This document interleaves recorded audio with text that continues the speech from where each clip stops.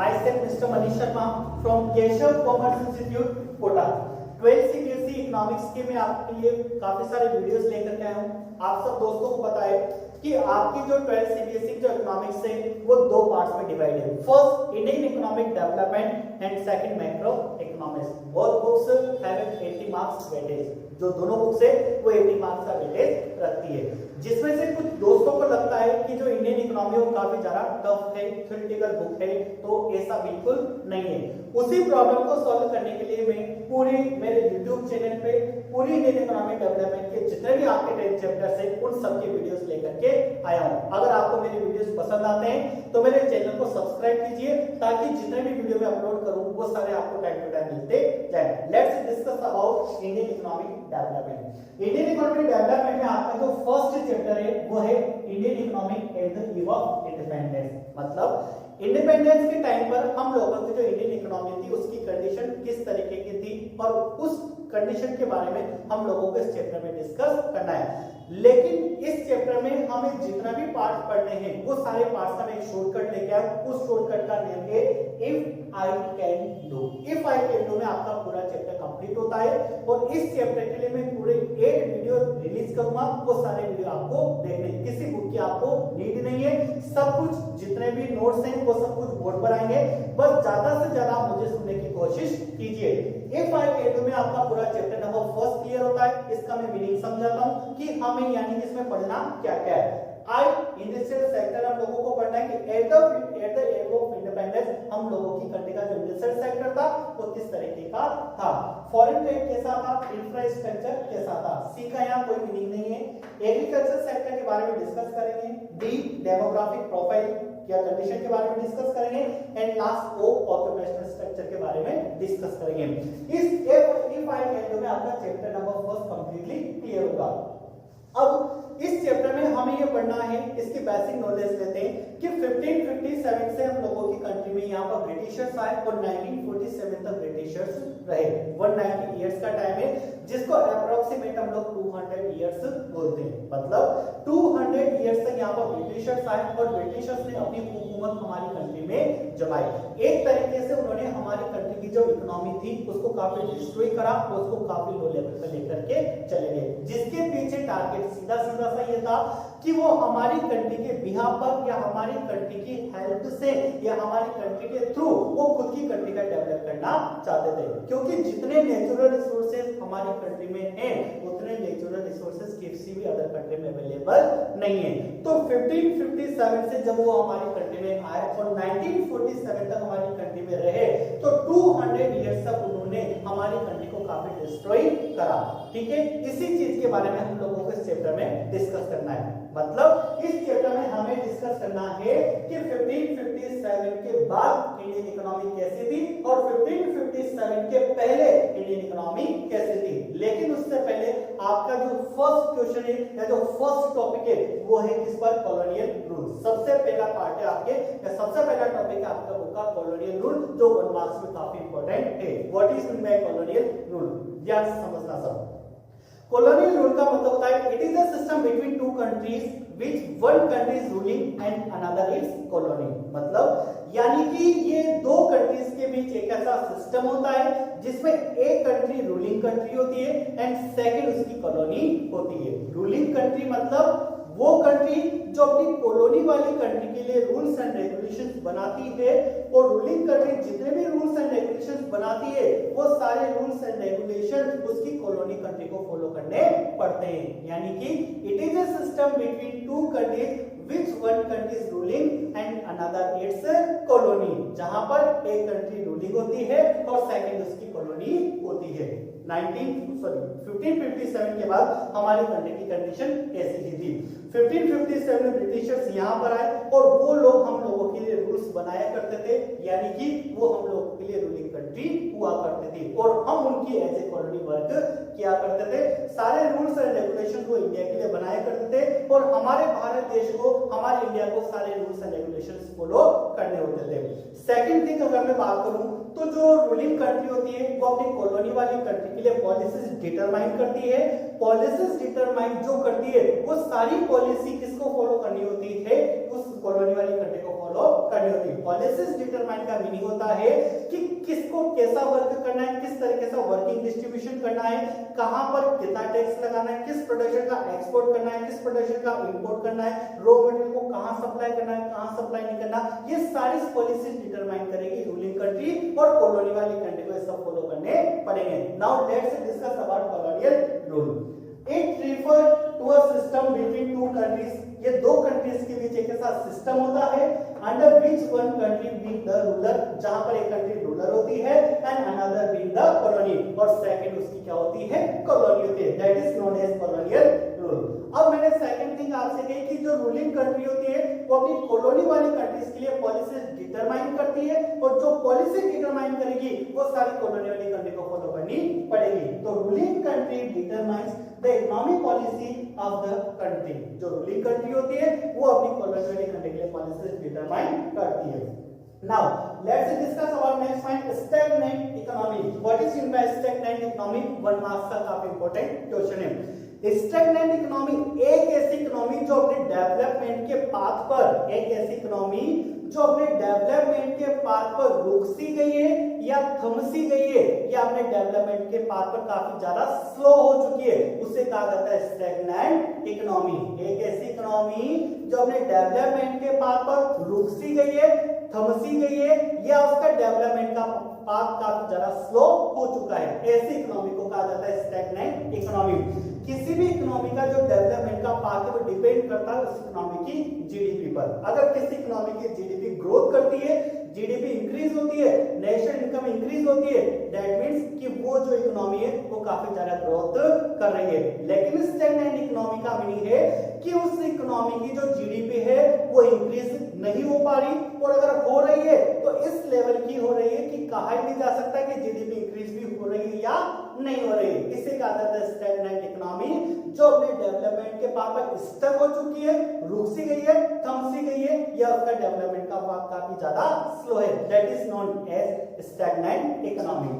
Stagnant economy, it refers to the economy which stuck, जो रुक सी गई है और very slow at its path of development। एक ऐसी इकोनॉमी जो अपने डेवलपमेंट पाथ पर स्टक हो चुकी है और काफी ज्यादा स्लो हो चुकी है, उसे कहा जाता है stagnant economy. Now let's discuss about Indian economy before colonial period. अब मैंने आपको बताया कि 1557 में ब्रिटिशर्स यहाँ पर आए, ब्रिटेन यहाँ पर आए, और 1947 तक हमारी कंट्री में 200 साल 200 ईयर्स तक उन्होंने हमारी कंट्री में राज किया। लेकिन अगर हम लोग डिस्कस करें 1557 से पहले की, जब ब्रिटिशर्स यहाँ पर नहीं थे तो हम लोगों की इकोनॉमी कैसी थी, तो टॉपिक है आपका Indian economy before colonial period, जिसके लिए मैं आपको 5 पॉइंट्स लेकर के आया हूँ। यहाँ पर काफी इंपॉर्टेंट एग्जाम में पूछा जा सकता है कि 1557 से पहले या ब्रिटिशर्स से पहले हमारी कंट्री की इकोनॉमी की जो कंडीशन थी वो किस तरीके की थी, डिस्कस करते हैं। फर्स्ट अगर मैं डिस्कस करूं तो आपको पता है कि 1557 से हमारी जो कंट्री है वो बिल्कुल इंडिपेंडेंट थी, सेल्फ रिलायंट थी एंड प्रॉस्पेरियस थी, खुश थी, समृद्ध थी एंड खुशहाल थी। हम लोग खुद पर डिपेंड हुआ करते थे, किसी अदर कंट्रीज पर हम लोगों को डिपेंड नहीं होना होता था, ठीक है।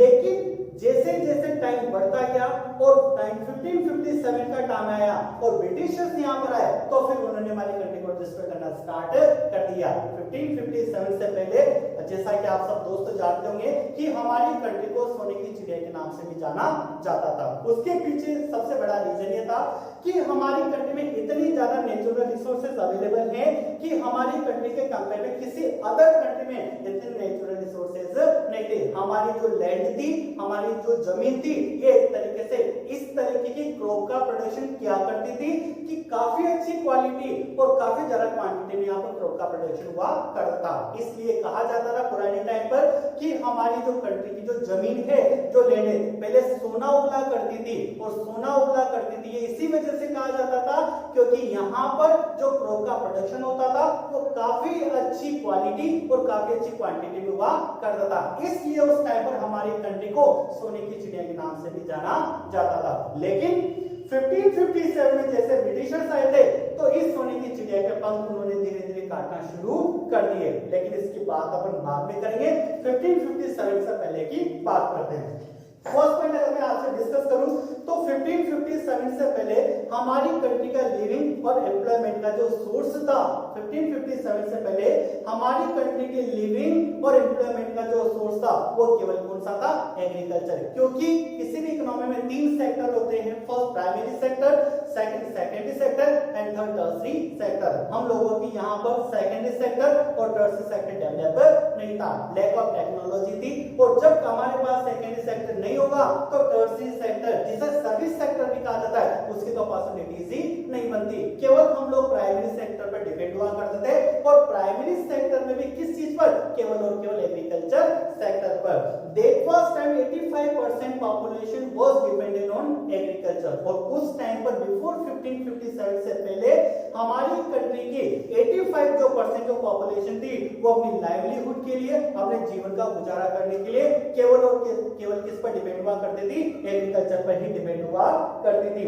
तो 1557 से पहले हमारी कंट्री का जो लाइवलीहुड था, जो जीवन जीने का जो तरीका था, या जो हमारी कंट्री का जो लिविंग था रिसोर्सेज था या एम्प्लॉयमेंट का रिसोर्सेज था वो केवल कौन सा था? वो एग्रीकल्चर सेक्टर ही था। फर्स्ट पॉइंट डिस्कस करते हैं, agriculture was the main source of employment and living. Agriculture ही हम लोगों का लिविंग और एम्प्लॉयमेंट का मेन सोर्स हुआ करता था। और मैंने अभी कहा था आपसे कि इंडिया की 85 जो परसेंट पॉपुलेशन थी वो केवल किस पर डिपेंड थी? एग्रीकल्चर सेक्टर पर ही डिपेंड थी। तो around 85% population was dependent on agriculture. Now let's discuss about point number second. Point number second में अपन ये डिस्कस करने जा रहे हैं कि यहाँ पर जितने भी क्रॉप का प्रोडक्शन होता था वो सारी क्रॉप का प्रोडक्शन केवल सेल्फ कंजप्शन के लिए क्या करते थे हम लोग, यानी कि हम लोगों ने यहाँ पर एग्रीकल्चर को कोई बिजनेस नहीं बनाया हुआ था। जो भी पॉपुलेशन थी और जो भी एग्रीकल्चर सेक्टर पर वर्क करती थी वो केवल उसी क्रॉप का प्रोडक्शन करती थी जिस क्रॉप का हमको क्या करना होता था? सेल्फ कंजप्शन करना होता था। यानी कि हम लोग एग्रीकल्चर को बिजनेस पर्पस से नहीं किया करते थे, केवल उसी क्रॉप का प्रोडक्शन किया करते थे या उसी क्रॉप को उगाया करते थे लैंड में जिस क्रॉप के प्रोडक्शन की हम लोगों को नीड होती थी और हम लोगों के आसपास जो भी लोग थे उनको नीड होती थी। तो पॉइंट नंबर सेकंड है, only those crops were grown that are used self consumption. केवल उसी क्रॉप का प्रोडक्शन किया जाता था जो सेल्फ कंजप्शन के लिए यूज में ली जाती थी। और सेकंड थिंग सबसे इंपॉर्टेंट है विलेज आर्टिसंस, मतलब गांव में काम करने वाले जो आर्टिसंस होते थे जो छोटी मोटी कमोडिटीज बनाया करते थे और वो कमोडिटीज हम लोग उनसे परचेज करते थे और हमारे क्रॉप के प्रोडक्शन का कुछ पार्ट हम लोग उनको दिया करते थे जिससे वो लोग भी अपने जीवन का गुजारा करते थे, जिससे उनकी भी नीड सेटिस्फाई होती थी और हम लोगों की भी नीड सेटिस्फाई होती थी। तो पॉइंट नंबर सेकंड था only those crops were grown that are used self consumption और विलेज आर्टिसंस। विलेज आर्टिसंस गांव में रहने वाले कलाकार। Now let's discuss about point number third, famous for handicraft industry। हमारा जो देश था वो हैंडीक्राफ्ट इंडस्ट्री के लिए वर्ल्ड फेमस हुआ करता था। हैंडीक्राफ्ट इंडस्ट्री का मतलब जो हाथ से बनी हुई कमोडिटीज होती है उसे कहा जाता है हैंडीक्राफ्ट। ठीक है, आज भी आप लोगों को पता होगा कि उदयपुर में शिल्पग्राम का मेला लगता है, जगह जगह यहाँ पटना में उद्योग मेले लगते हैं, तो वहां पर भी आज हमारी हैंडीक्राफ्ट इंडस्ट्री आती है जिसको देखकर हमें उसको परचेज करने का मन करता है। तो हमारी हैंडीक्राफ्ट उस टाइम पर इतनी बेटर थी, इतनी अच्छी थी कि पूरी वर्ल्ड फेमस थी। यहाँ से बने हुए हैंडीक्राफ्ट प्रोडक्ट पूरे वर्ल्ड में एक्सपोर्ट हुआ करते थे और पूरे वर्ल्ड में एक अलग पहचान बनी हुई थी हमारी कंट्री की। लेकिन जब ब्रिटिशर्स आए तो उन्होंने उसको भी डिस्ट्रॉय करना स्टार्ट कर दिया।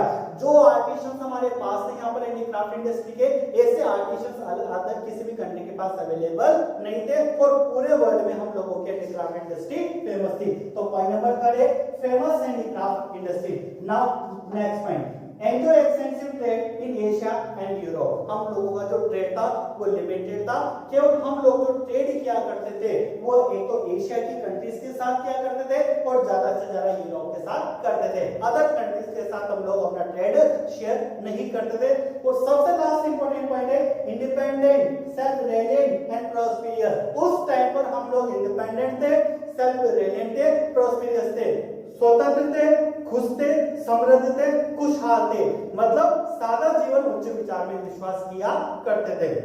तो दोस्तों ये है चैप्टर नंबर 1 का डे नंबर 1 का वीडियो। इसी तरीके से मैं पूरे इंडियन इकोनॉमी के मेरे वीडियोस अपलोड करता रहूंगा।